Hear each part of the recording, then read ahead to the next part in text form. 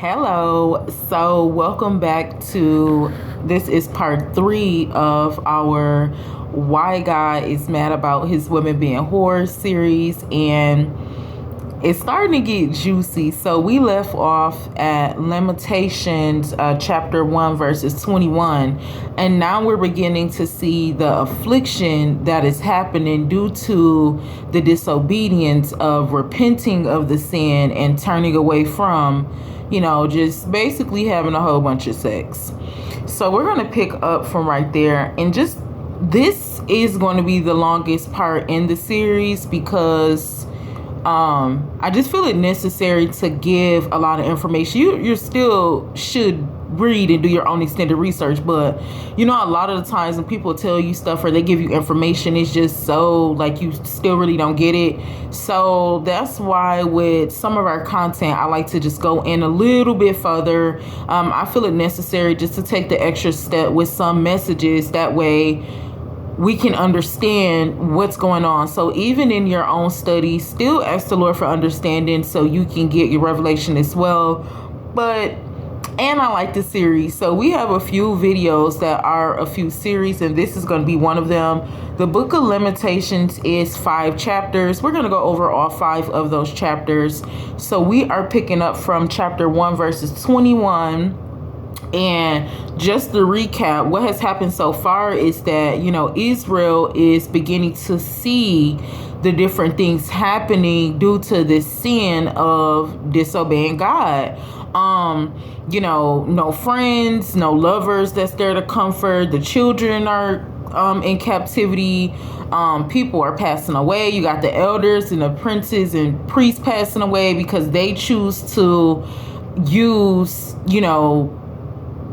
their pleasure. So now we're just going to pick up where we left off from, because it gets worse before it gets better. I keep saying that because it just get into those points and it's just like, but again, it needs to be said, it needs to be taught, it needs to be talked about, because I'm not the type of person where I want people to just, when you're trying to teach somebody something, you don't just want to give them a little bit and then that just be it. You want to give them a little bit more. That way they can know, okay, because a lot of times we feel like we're good and we're not. So I want us to be good with the Lord. So going down to Lamentation chapter 1 verses 21, it says, "They have heard that I sigh. There is none to comfort me. All my enemies have heard of my trouble. They are glad that thou hast done it. Thou wilt bring the day that thou hast called, and they shall be like unto me. Let all their wickedness come before thee, and do unto them as thou hast done unto me. For all my transgressions for my sigh are many, and my heart is faint." Now going into chapter 2. "How hath the Lord covered the daughter of Zion, which have a cloud in his anger, and has cast down from the heaven into the earth the beauty of Israel, and remember not his footstool in the day of his anger." So the Lord is telling us all of the different things that's just going to keep happening if we just don't stop, tell him what has happened to us and ask for a better way out of this. And then starting in chapter 2 is saying that from heaven into the earth, the beauty of Israel, and remember not his footstool in the day of his anger. So earlier we read in Jeremiah, I believe, that, will the Lord always be angry with us for these sins? And why is it that the Lord just haven't, not given us grace and just made us his footstools? Because that's not really what God wants to do. He really doesn't want us to be his enemies. He really doesn't want to see us suffer in these sins in general. So he tells us, why he's angry, the different things that he's experienced with us. And then he wants us to overall heal those things and fix those things, fix the relationship with him. So the Lord wouldn't prefer us to be his footstool. Later on in the series, we'll see why it's good to get on the better end of God, because being God's enemy, being his footstool, is not going to end good in the physical or in the spiritual realm. So the Lord has swallowed up all of the inhabitants of Jacob and has not pitied. He hath thrown down in his wrath the strongholds of the daughter of Judith. He had brought them down to the ground. He had polluted the kingdom and the princes thereof. He had cut off his fierce anger, all the horn of Israel. He hath drawn back his right hand from before the enemy, and he had burned against Jacob like a flaming fire, which devoureth round about. Excuse me. So the Lord is really showing his anger towards these people. So far, we haven't seen anybody come into repentance or even think about it but Israel. So now the Lord is telling us the different things that he has done to Jacob, Zion, and he is just destroying things. He is really just destroying things. He had bent his bow like an army. He stood with his right hand as an adversary and slew all that were pleasant to the eye and the turbulence of the daughter of Zion. He poured out his fury like fire. So the Lord was an enemy. He had swallowed up Israel. He had swallowed up all her palaces. He had destroyed his strongholds and has increased the daughter of Judith mourning and lamentation. And he hath violently taken away his tabernates as if it were of a garden. He hath destroyed his places of the assembly.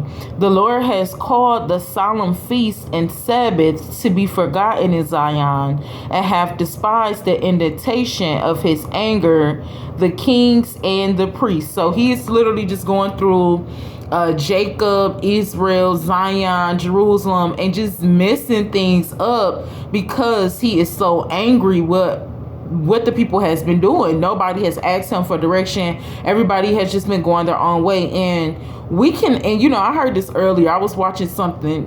It was foolish, if you ask me. It was an interview with a certain person, and it was just foolishness. And one thing that she said was, I read the Bible, and God, when he be mad, she was basically saying that God is like the devil. And it's just if you create something, imagine you creating something like a child or having a child or something, and this person or this thing is just, they flip everything that you created to be good into bad, and they make you look like the bad guy. They're constantly disrespecting you for generations, being blasphemy on your name and everything like that. You're not going to tell me that you're not going to be angry. Us as humans, we get angry for the littlest things. So it's not fair to say that God shouldn't be mad when you created something perfect and you have the perfect plan, but these people choose to not do what it is that you want them to do. So the Lord being angry it's a fair thing. Like, why wouldn't you be angry when you expect everything to be perfect? You expect everything to be on earth as it is in heaven, and it's not. And then it's like every day you've been letting this go on for generations and generations. Then people still saying, well, God said he was going to come back. He ain't came back yet. And it's just all of this ignorance. So I can see why he is upset. When we look now in our time, different things are going on. And this is why we just need to make sure that we're in the right place at the right time, doing the right thing, so we're not caught up in his wrath. I keep my ear to the gossip streets and different things like that, but I just do my extended research about different things. And there's a lot of things going on. The Lord is showing his wrath now.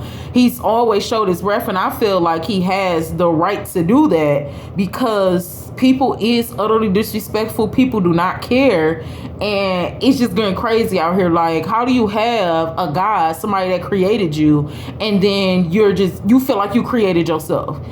Like, so the Lord is telling us why he is angry. He just don't be destroying stuff, wanting to see people just fail in life. That's not what he does. He gives us, he invites us to know why he is angry. He tells us the different things that we should do. Going this way would be better for you. He puts us in position to do better for ourselves, and then we just go against it. And then it's like, how are we not expecting him to be mad? So he is being mad. He is going through these cities and he's burning up stuff. He's breaking things. He's just showing his anger.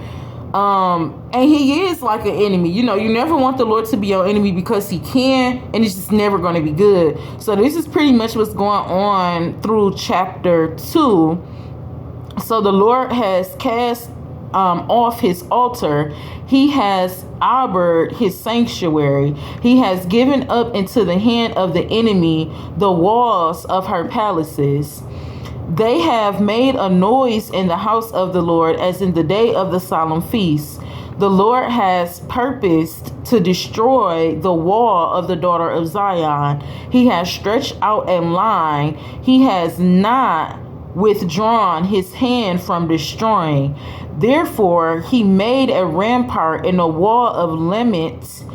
They languish together. Her gates are sunk into the ground. He has destroyed and broken her bars. Her kings and her priests are among the Gentiles. The law is no more. Her prophets also find no vision from the Lord. That is the biggest part. The biggest part is, and we'll learn more about that later, is that when we are distracted, sex is a distraction. There's so many different distractions that we have, and that just takes away from us living and walking in our purpose.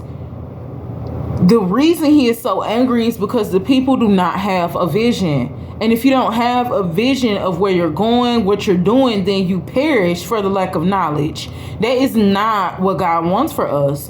So like he said right here in chapter 2, verses 9, her gates are sunk into the ground. He hath destroyed and broken her bars. Her king and her princes are among the Gentiles. The law is no more. Her prophets are also find no vision from the Lord. So earlier, as well in Proverbs, the Lord talks about that with women just destroying kings in general. So because women have this promiscuous behavior, this spirit, and men do too, but it takes away the vision, just period. You can't even lead the land like you need to because you're so distracted, like, that one president that was in the White House. So it just different things like that. So when you are not with the person that you need to be with, when you are not doing the things that you need to do, it causes other problems. And that's what he's letting us know. It causes health problems. It causes finances, financial problems. It just causes all these strong delusions.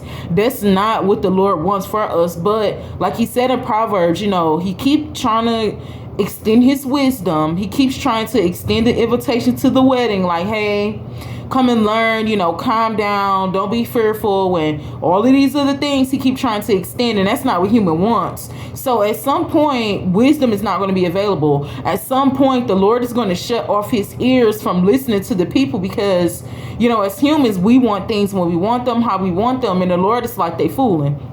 They just don't get it, because what about the time that he's giving us now to do these things and we don't want to do it? So it's going to come a point where we're like, okay, Lord, I'm ready. He's going to be like, ready for who? Like, flee from me, I never knew you. Out of all of the time that you've had, you just continue to do what you wanted to do. So I was reading the other day too. I don't remember where it is, but I'll come back with that a later day, because the Lord was saying how if you know better, you should do better. And if you don't, then that's what you call rebellion. So when you're reading and you're learning and you still choose to not do better,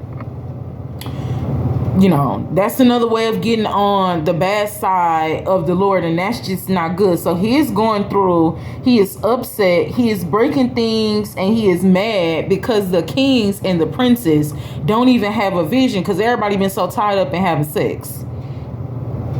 The elders of the daughter of Zion sit upon the ground and keep silence. They have cast up dust upon their heads. They have gritted themselves with sackcloth. The virgins of Jerusalem hang down their heads to the ground. Mine eyes do fail with tears. My bowels are troubled. My liver is poured unto the earth for the destruction of the daughter of my people, because the children and the sucklings sworn in the street of the city. They say to their mothers, where is corn and wine?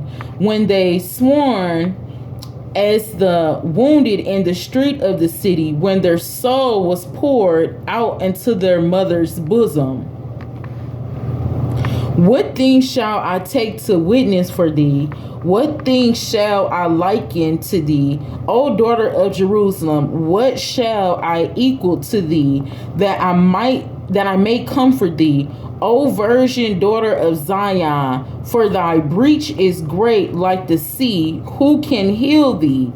It's a lot of sickness. It's a lot of problems. You know, we be going through different problems in our life that we don't even need to be going through. See, when we read, we'll see that having bowel problems, plagues, being able to get caught getting sick and different things like that, those are curses basically, and God's people should never experience those things. This was in, let me think. I want to say it's not even funny because I ain't gonna lie, it tripped me up. It really tripped me up. Let me see if I can find where I was reading at, because I was just stunned myself. I want to say it was in Samuel. We'll get more into this a later day as well, because what happened with Samuel was his mother and father was in a polyamorous relationship.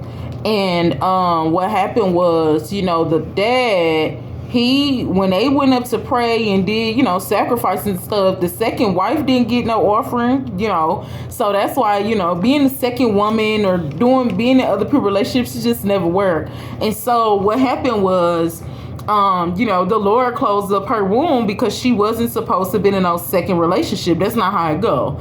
And so every time that they would go and pray and different things like that, the dad gave all of the finances and the riches to his original wife. So the second wife, you know, had all these health problems, couldn't have no kids or nothing, and she would always cry. And then one day the Lord just shut her up, so she wouldn't even talk no more, and they thought something was wrong with her. So all she could do was just think. Then she began to tell the Lord, like, well, if you blessing, Lord, forgive me for laughing, because it just, you know, sometimes I laugh out of fear, because when you read and you see the different things that go on, like if you get into these third-party relationships, or if you just keep having sex, you're going to have that fear of the Lord and be like, I'm not trying to do that, because I know what you're going to do to people like that. But you know, now it's being made normal in this generation that you can do that. You can't do that. And that's the story we're going to get into deeper on a later day. But you'll just begin to see different health problems. I came to the point to where she was like, okay, well, if you give me a child, then I promise I'll get this child back to you. So, you know, the Lord finally let her have this child. And then after that, you know, that's when it got into the kings and different things like that. So it's never good to be on the outskirts of the Lord. So this is what's going on. He's telling us the different things that he's doing. He's angry. You know, people having liver problems, people having problems having kids, and just all types of things. It is not supposed to be this way. He said, who can heal thee? So, you know, all of the different gods that people be worshiping and different things that we be doing, the different lovers, all the people that we be having, these people are not going to come help. These people are not going to come heal. So we need the Lord. So he said, thy prophets have seen vain and foolish things for thee, and they have not discovered thine iniquity to turn away from thy captivity, but have seen for the false burdens and causes of banishment. It be people with you, they still doing the same thing. They don't even see it's no problem. Nobody sees it as a problem. Everybody just keep doing everything. So this is why kings and princes begin to perish, and the Lord is just messing everything up, because nobody is turning away from this captivity. Nobody is asking questions. Everybody's just going with the flow, and that's the problem that he has. That is the problem that the Lord has, because we should have wisdom. We shouldn't just be going with the flow of everything that's going on in the world. All that pass by clap their hands at thee. They hiss and wag their heads at the daughter of Jerusalem, saying, Is this the city that men call perfection of beauty, the joy of the whole world? Being mocked. You'll just get mocked. Like, they said, the Lord said people are going to be clapping and laughing and hissing and just talking about you in general. And they're going to be saying, is this what the Lord said was a perfection of beauty? Because this is just a disgrace. It doesn't come with a beautiful thing. Excuse me, although we're not supposed to be worried about what people say, different things will affect you. So this is why it's so important that we heal and do what we need to do with the Lord, so we can get out of captivity. We're never supposed to still be in captivity. There's so many of God's children just from Egypt still in captivity, and the Lord is asking, like, why are you slaves? Like, why are you a slave to a job or different people or different things when you should not be? Because he told us that we have power and dominion over everything. So we're still caught in a strong delusion, and that is not what the Lord wants for us. In order to get out of a strong delusion, we have to go back to God and ask him what it is that we need to be doing. So now people are just mocking in general. All thine enemies have opened their mouths against thee. They hiss and gash of the teeth. They say, we have swallowed her up. Certainly this is the day that we look for. We have found it. We have seen it. I don't want to get too personal, but so it was one time I had messed with somebody, right? And again, everybody, we just out here, we grown, we got our own places, we can do whatever we want to do. And I messed with somebody, and I wasn't really all into, thinking about soul ties or nothing like that. We did what we did as adults. And then next thing you know, this person said, it was just a lot of energy gone. It was a lot going on after the situation, to where I was like, this never happened before. And then it was to the point to where I wasn't even attracted, like I wasn't even turned on by it. It was just weird. It was weird. And the thing that this person said was, I snatched your soul. And that's literally what happened. You have people out here that literally knows what they're doing. And that's just what that was. And it was weird. I ain't really trying to get into all of that. But again, that's what goes on when we, have sex with people. People be out here snatching your soul. It's not nothing that they can do with your soul. Having all these soul ties, having all these connections with people, having all this blood in our skirts, it just doesn't make any sense, because at the end of the day, we don't have a house to put these souls in. We don't have anything to do with all of these people. So it's just better to get rid of all of this stuff, cut people off, cut different things off, and stop doing stuff, because that was just weird. And that's just what that reminded me of. We have swallowed her up. Certainly this day that we look for, we have found it, we have seen it. There's people seeking really to do those things. Just like that one song this girl came out with, I think, last year. She was like, snatched his soul. And then she was talking about all this other stuff he want to do to her and all of that. That's exactly what happens when we have sex. This is why the Lord is mad about that, because our soul is not just, our soul is intact, right? And our soul gets entwined into these sexual activities, and we take on somebody else's demons and all of these other things that further keeps us in captivity. So I'm trying to throw it lightly with the conversation, honey, on that part, because it's a lot. Later on in our relationship, we'll, talk about some other different things at the appropriate time, as long as it's an appropriate conversation. But that just reminded me of that. You got to be careful. You got to be careful. You have to do what the Lord asks you to do, because he said in the beginning of Lamentation, he didn't even give all of these people permission to come into our congregation. So, we had some cleaning the house to do, and the soap is not just going to work. So the Lord have done that which he has devised. He had fulfilled his word that he had commanded in the days of old. He has thrown down and has not pitied. He has caused thine enemy to rejoice over thee. He has set up the horn of thy adversary. So due to all of this disobedience, there is things that's going to go on like that. that happened, and they're going to be rejoicing after. Like, the devil is literally looking for souls, period. So people know that and it's some people out here, there's some demons out here that know exactly what they're doing, and they're really looking to snatch your soul and hope that you don't get it back.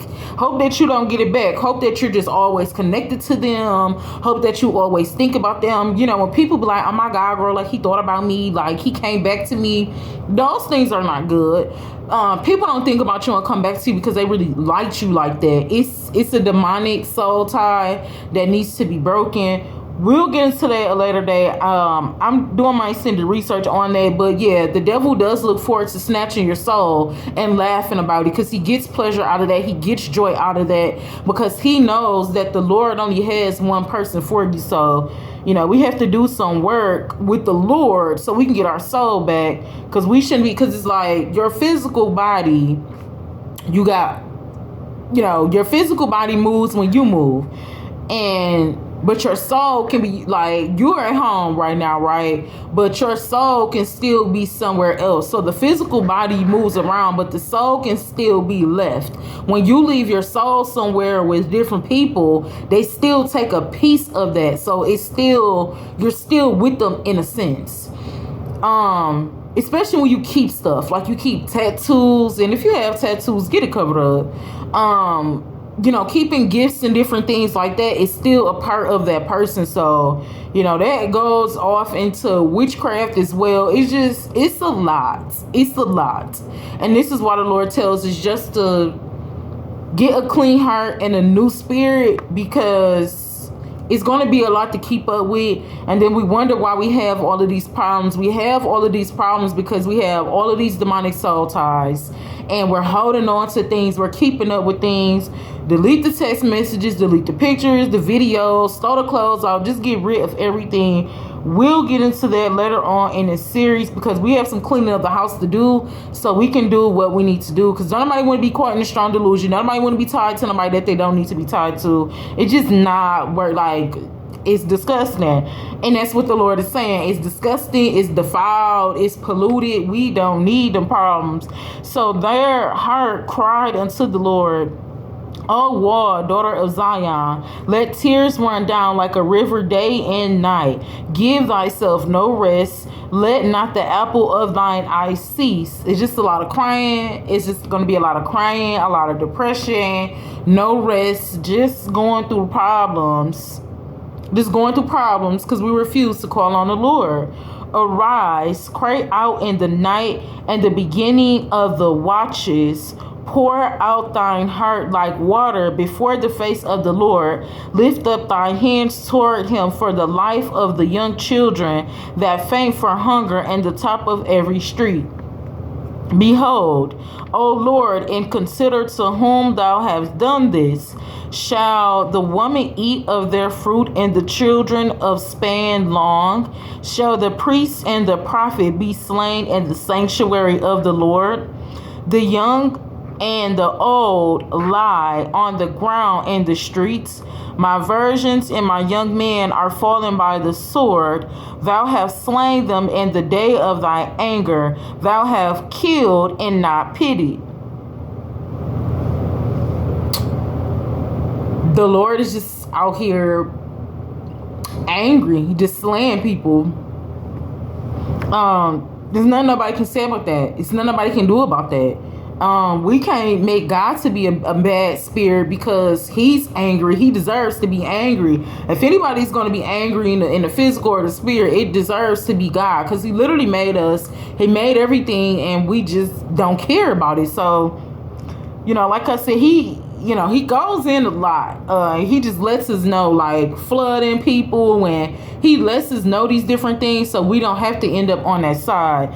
So he's still going through, just letting us know that there's people slain all through the streets. Thou hast called as in a solemn day my terror round about, so that in the day of the Lord's anger none escaped nor remained. Those that I have swaddled and brought up hath thine enemy consumed. Now we're going into chapter 3. I am the man that have seen affliction by the rod of his wrath. He hath led me and brought me into the darkness, but not into the light. Surely against me is he turned. He turneth his hand against me all the day. My flesh and my skin hath he made old. He hath broken my bones. He hath built against me and compassed me with gall and travail. He has set me in dark places as they that are dead of old. He hath hedged me about that I cannot get out. He hath made my chin heavy. Also when I cry and shout, he shutteth out my prayer. He hath enclosed my ways and hewed stone. He hath made my paths crooked. He was unto me as a bear lying in wait, as a lion in secret places.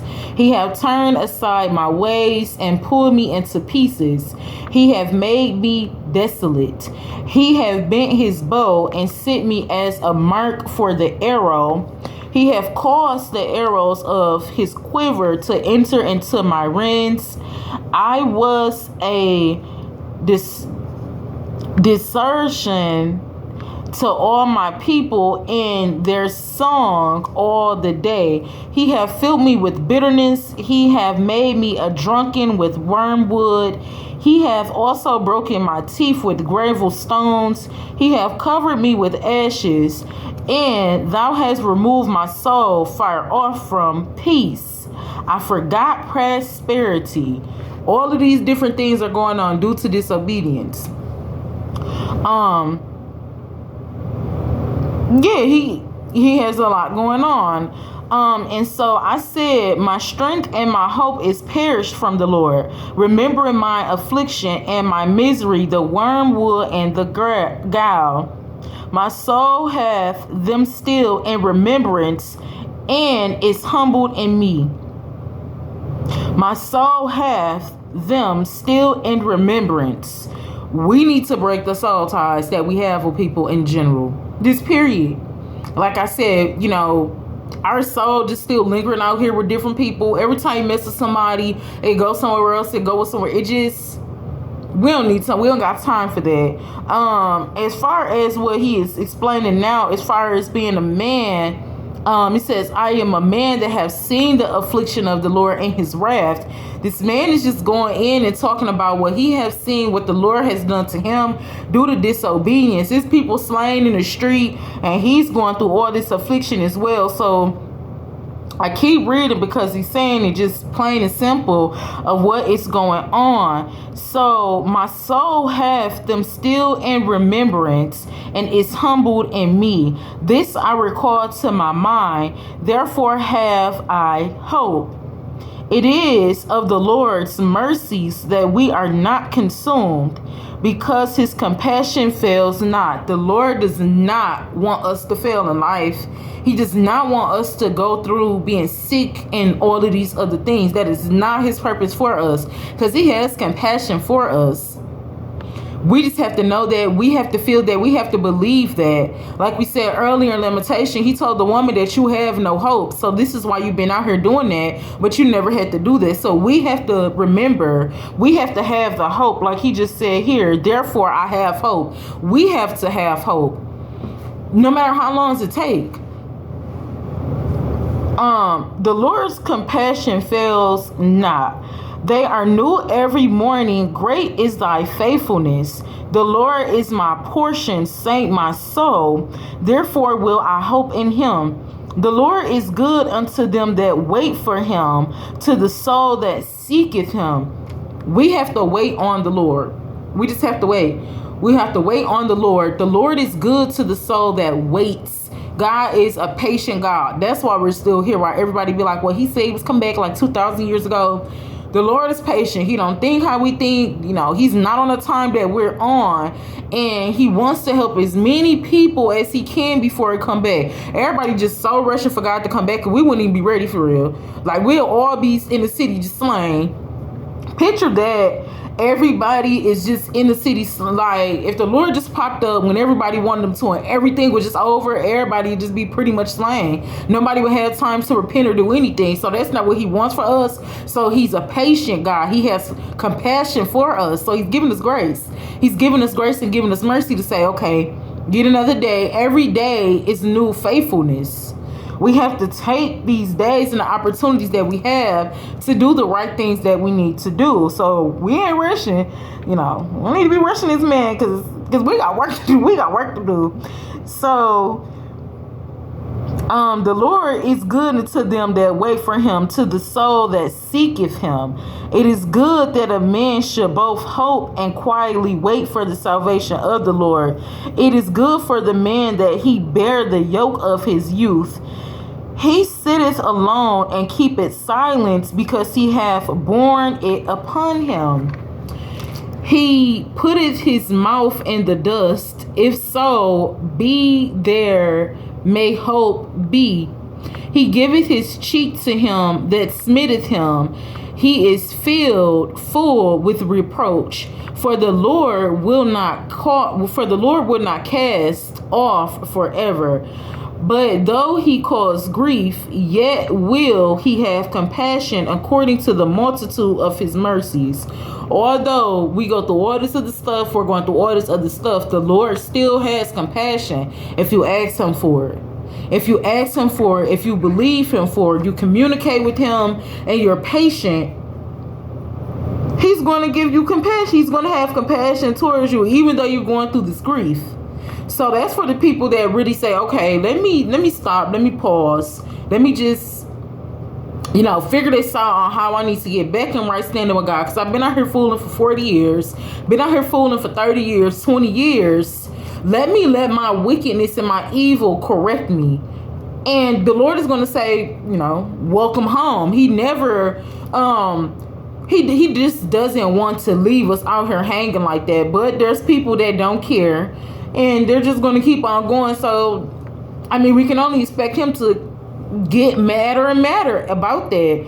But for those that are willing to come back to the Lord and figure what it is that they need to do, the Lord has compassion and mercy for that. And he knows how to forget things. He knows how to forgive and forget things. So that's a good thing about having the Lord Jesus Christ dying on our behalf, so we can still have that grace and mercy. Because in the beginning, there was no such thing.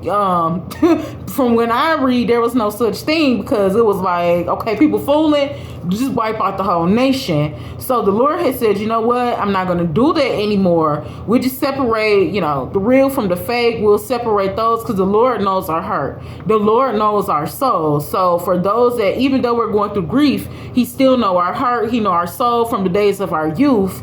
And that's why he, brings some of us out. But some of us, he know our heart as well. And he like, so we'll see people just going through things forever. And that's just according to their own faith. But the Lord really don't want us to go out like that. But again, some people it's not really going to care. For he doth not afflict willingly, nor grieve the children of men. It's just not what he want to do. The Lord don't want to just be out here destroying stuff, but to crush under his feet all the prisoners of the earth. And Nahum, the beginning of Nahum says that the Lord, the dust is, the clouds is like the dust underneath God's feet. So he could literally just, I don't know. That's just how I see. He could literally just end it all. He could just end it all, but that's not what he wants to do. That's just not what he wants to do. He don't want to crush under his feet all the prisoners of the earth, but to turn aside the right of a man before the face of the Most High, to subvert a man in his cause, the Lord approveth not. Who is he that saith, and it come to pass when the Lord commanded it not? So there's things that's coming to pass when the Lord ain't had nothing to do with that. Out of the mouth of the Most High proceedeth not evil and good. Wherefore doth a living man complain, a man for the punishment of his sins? Let us search and try our ways, and turn again to the Lord. Let us lift up our hearts and our hands unto God in the heavens. We have transgressed and have rebelled. Thou hast not pardoned. Thou hast covered with anger and persecuted us. Thou hast slain, thou hast not pitied. Thou hast covered thyself with a cloud, that our prayer shall not pass through. Thou hast made us the offscoring and refuse in the midst of the people. All of our enemies have opened their mouths against us. Fear and a snare is come upon us, desolation and destruction. My eyes runneth down with rivers of water for the destruction of the daughter of my people. My eyes trickleth down and ceased not without any intermission. To the Lord look down and behold from the heaven.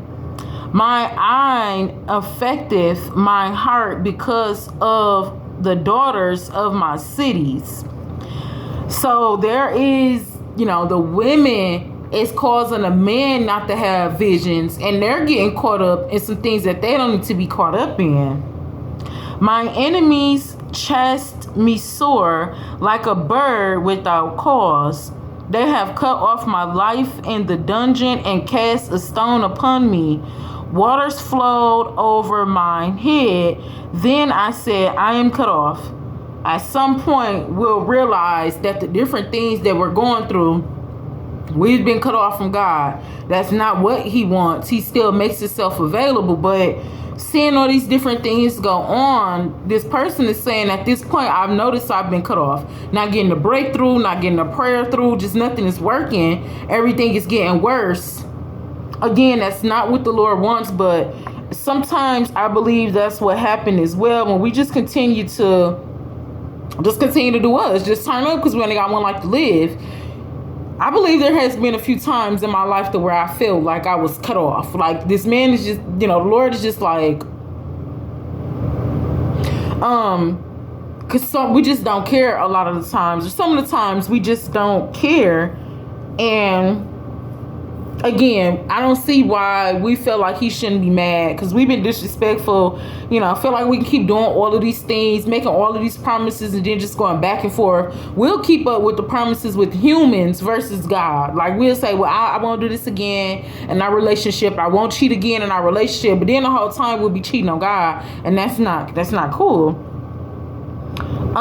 So he is just still going through some different things that is going on.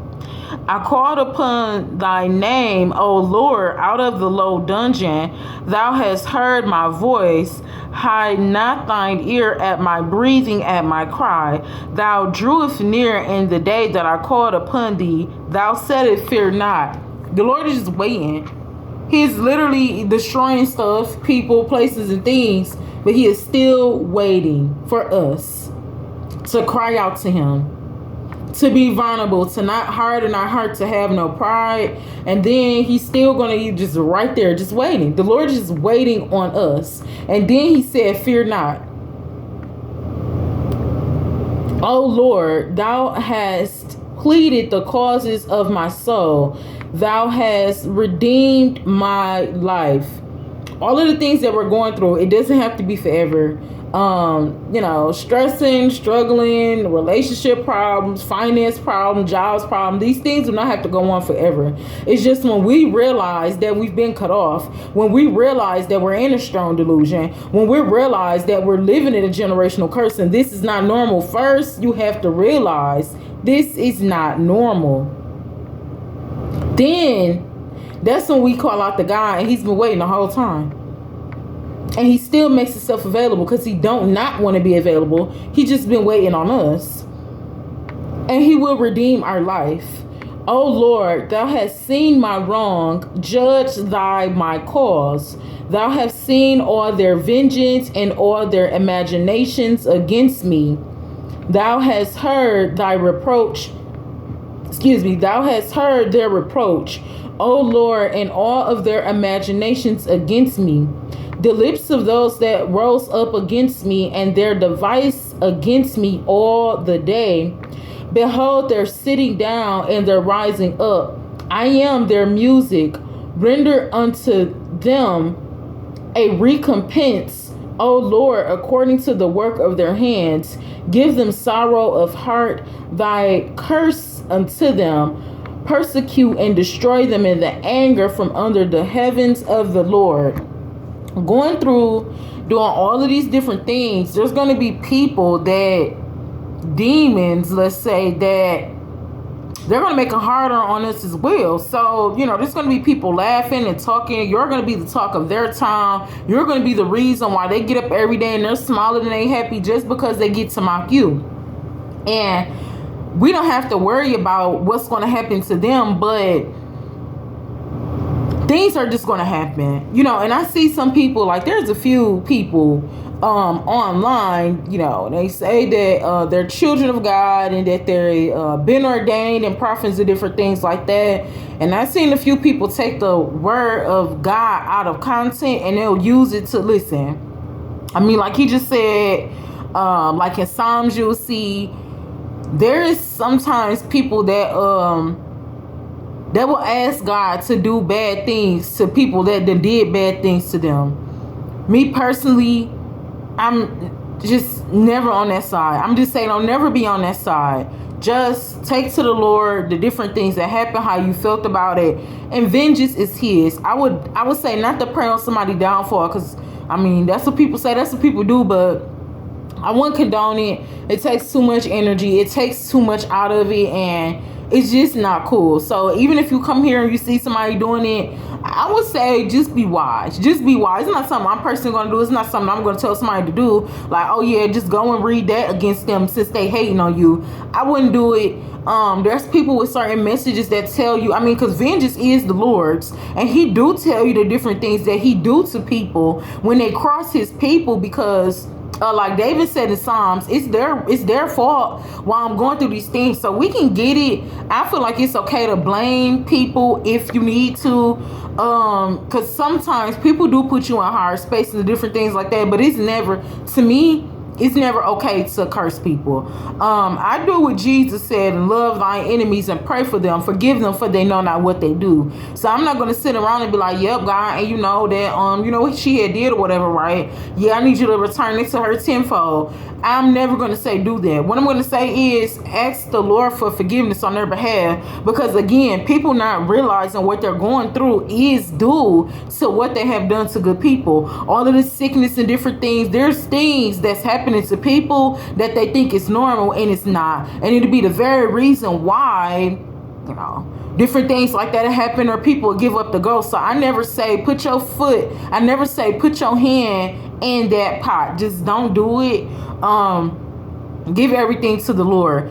Even your anger towards a person, somebody gave you STD or something like that, somebody cheating, give everything to God. Don't wait on somebody else to get something. I've seen people, literally saying, well, I'm waiting on them. I watch their social media to see what something happened.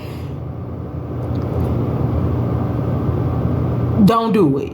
Just, I would say, over here, we don't do that. We don't get down like that. Because at some point we love these people anyway, even though they did hurt us. But just keep with the love. Just keep loving them. Don't start praying on people downfall. Don't use the word of God to literally be putting up prayers. I seen somebody interview yesterday. He literally got on his hands and knees on the interview. Like, it had like millions of views. Imagine somebody playing that over and over and over again. You putting that out in the atmosphere, and if something really happened to that man, now that man blood is on your hands. We don't want nobody blood on our hands. The Lord told us that in Genesis. He told us that again. He said that all throughout Genesis.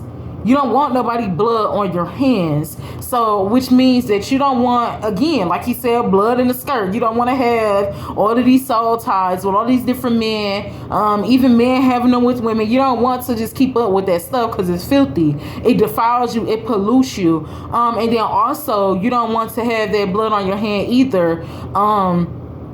Basically just cursing people. People really be coming in the word of God and cursing people.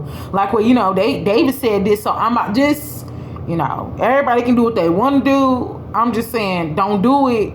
I'm just saying, if you have a problem, it's gonna be better to tell God all of the problems that you have. Cry in the car. Yeah, we be mad, like really be mad about stuff. Just be mad. Be mad in the presence of God and let him know that. But it's not good for us to continue in that anger and that frustration, because that's gonna cause us problems. Imagine being mad all the time at somebody. It ain't gonna do nothing but take a toll on your heart and on your emotions and different things like that. So that's why it's so important to forgive. People be forgetting the forgiveness part.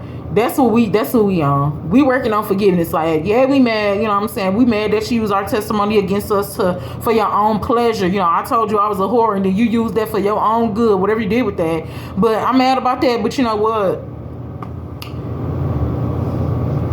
I'm good, love, and joy. I'm just good, love, and joy. Like, we got other stuff to be doing. We got other stuff to be worrying about. So, and I mean, it might be easier said than done. You know what I'm saying? You never know what somebody did to you. But again, it's better. Obedience is better than sacrifice. It's going to be better for you to do your extended research, to do what you need to do in your life and go forward, versus keep going back, spending so much time in the spirit. The only time I feel like we need to be in the spirit talking about somebody anyway is either praying for them and breaking soul ties from them.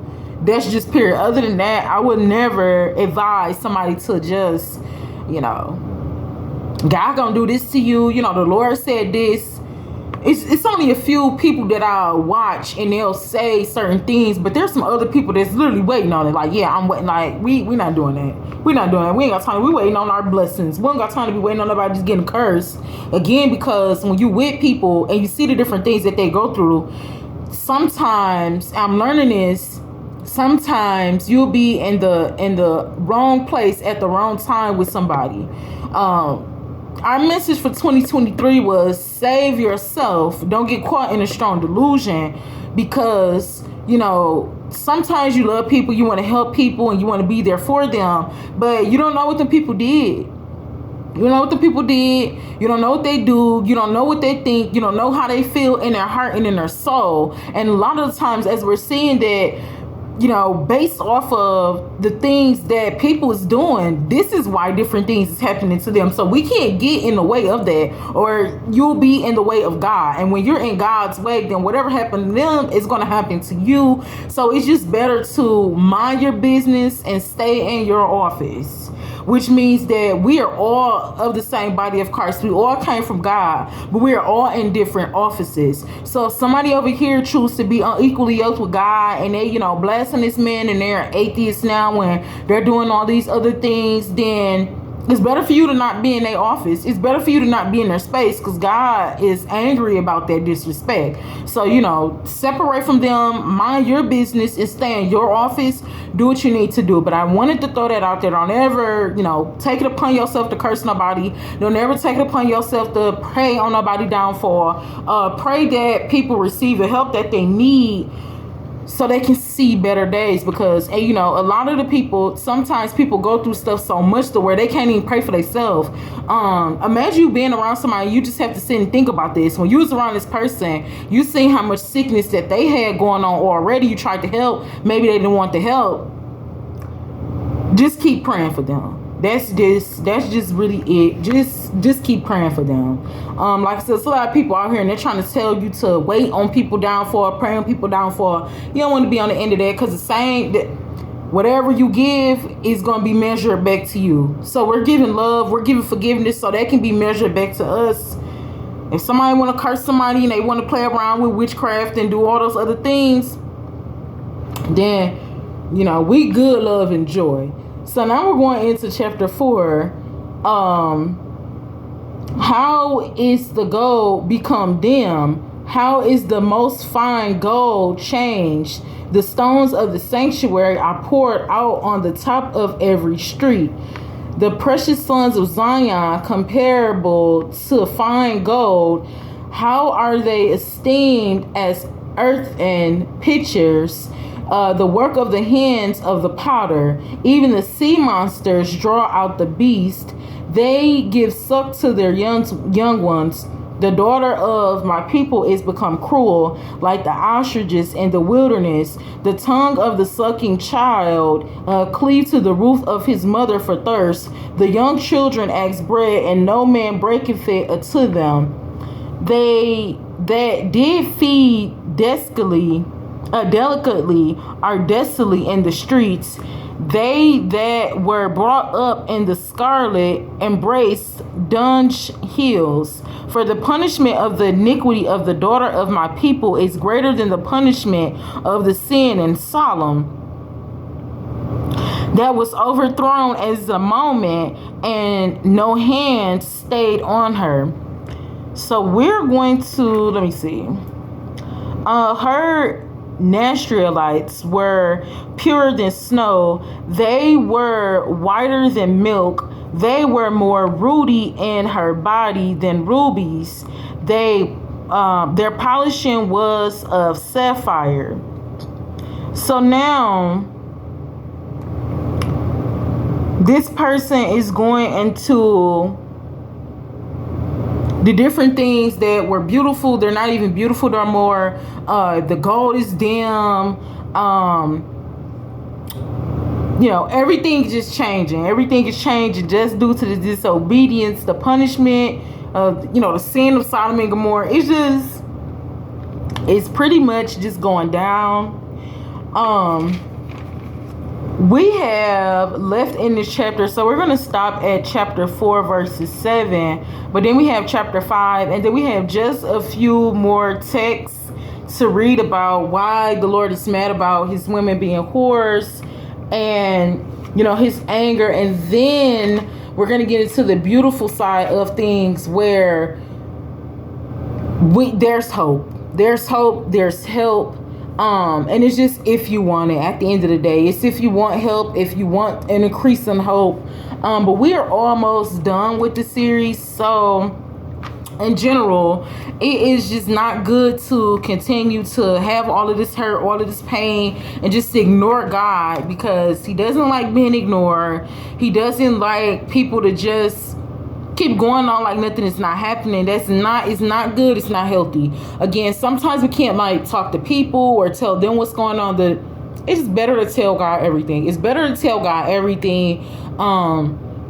Whatever you're struggling with, the anger that you have, the different things that happen. And later on, we'll get into different tips, and I'll expand a little bit more on how you can help yourself. But as always, please do your extended research. So I encourage you to read Lamentation chapter 1 through 5. You can finish up before we come back, and ask the Lord for understanding as well. And just don't be afraid. The Lord is literally waiting on us to call out to him for help. He literally wants to help us with everything. God wants to. People don't want to help us with stuff. Let's just be real. People be tired of hearing, Job friends. They just be tired of hearing you talking. People be tired of hearing you talking. People be tired of you being around them struggling. People be tired of you being around them broke. And that's just not. People just get tired, right? And as they should, because we shouldn't be around people just putting all our stuff on them, basically. And if somebody do tell you something, then I just say we're just supposed to pray for one another. But sometimes you'll put things on people and they'll use it against you, and that's never good. So the safest thing to do is to now get in covenant with God, get in a relationship with him, let him know the different things that make you mad, and he's going to give you the steps. I feel since the lockdown, there's been different things that's been going on, and I feel like it's only a certain amount of people that's trying to pay attention. And I also feel like it's people that's just still oh, everything is normal. It's not normal. And I feel like the Lord is literally asking for us to get on the path. Don't try to figure out everything, just get on the path. I feel like this is a time to where the Lord is just starting. Even from last year, it seemed like the Lord is just trying his hardest to put people into position. It seemed like the Lord is trying to bless people with gifts and their purpose and their ideas, and it seemed like people is still ignoring it. So at some point the Lord is going to be you didn't really want it. And so we don't want that. We don't want that. Do your extended research. Ask the Lord what it is that you're here for, what it is that you need to do. Do your extended research. Get what you need to get to heal. Because, I mean, to be honest, it's about to be 2024. And that's a beautiful thing. And we shouldn't still be feeling how we feel since we was 12. We shouldn't be getting older, looking older. Different things is breaking down. Just eating crazy. Just doing all these other things. We should be healthy. The Lord... when people is going through things, that's never a good thing. Like, we're human, we're going to go through things. But some of the things that people is going through, it's not normal. And it's not coming from God in a good way neither. So, again, save yourself in 2023. Do not get caught in a strong delusion. That's family, friends, whoever. Speaking of which, be sure to check out the playlist.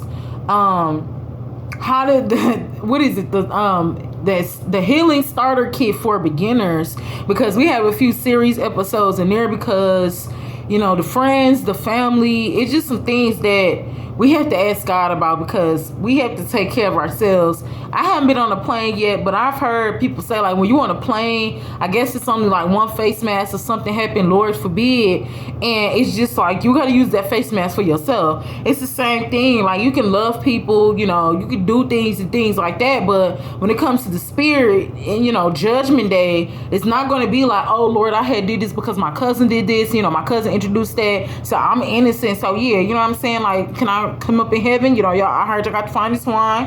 What's up? I'm trying to see what's up. Like, oh, that's my boy David over there. God gonna be like, flee from me, I never knew you. Like, what? So it's the same thing as being on a plane. You have to save yourself. And as a parent, if you have younger children, you are to train them in the way they should go so they can eventually save themselves. We're not going to be able to save people. Like, the Lord is responsible for, we're not our brother's keeper. Be sure to check out that video. Am I my brother's keeper? We're not responsible for everybody. You're responsible for, if you're a leader and you're leading people, you're responsible for what you're telling them and, different things like that. But as far as like everything, you're not responsible for everything. We have to begin to take care of ourselves. And then the people that want the help, they'll get the help.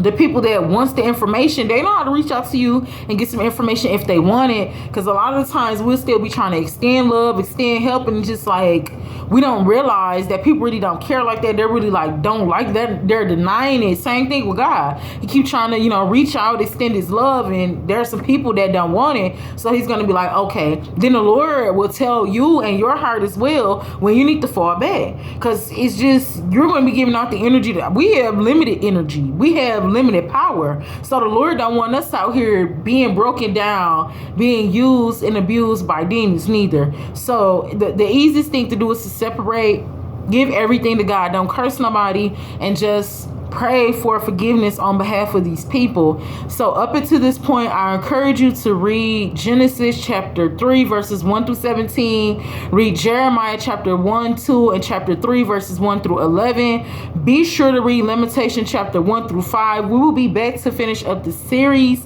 God bless you.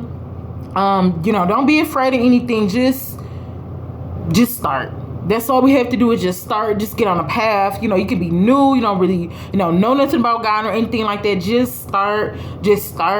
We have some tips and some videos about like prayers for beginners, different things you can do. Just as always, do your extended research. God bless you. Alexus loves you. Mwah.